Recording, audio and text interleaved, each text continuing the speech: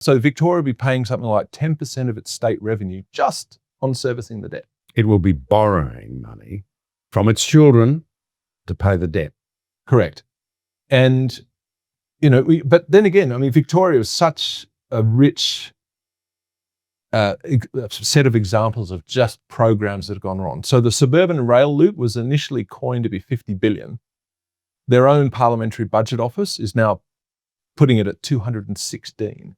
Now, I don't know how you get 4 times the cost blowout, but who is responsible for this? It was actually very interesting because there's a letter that came from Premier Dan Andrews' office trying to justify the large increase in the salary for the CEO of the suburban rail loop. So it was about 450,000. I don't remember the exact number, but they managed to get that pushed up to a band between 680 and 720 for that role.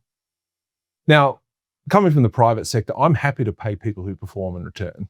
But if you go from 50 to 216 billion, or whether it's some of their other road and rail projects which have blown out by more than 16 billion, or the Commonwealth Games, which was going to be a 2.9 billion thing before the election, and then it turned out to be 7 billion, and then all of a sudden Mr. Andrews canned the games and paid a $580 million odd penalty.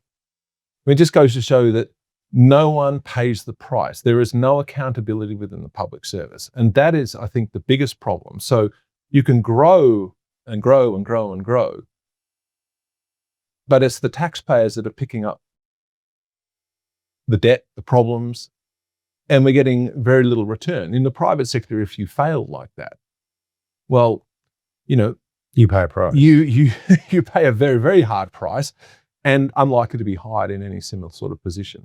Perhaps that's why Thomas Sowell commented that it's hard to, I'm quoting here, it's hard to imagine a more stupid or dangerous way of making decisions than by putting them in the hands of people who pay no price for being wrong. I looked. Thomas Sowell has a whole suite of quotes about the public service, and he also had another one which I found very good. He said that elections should be held on April the 16th, the day after we pay our taxes. By the same vein, in terms of making sure that people are responsible for failure.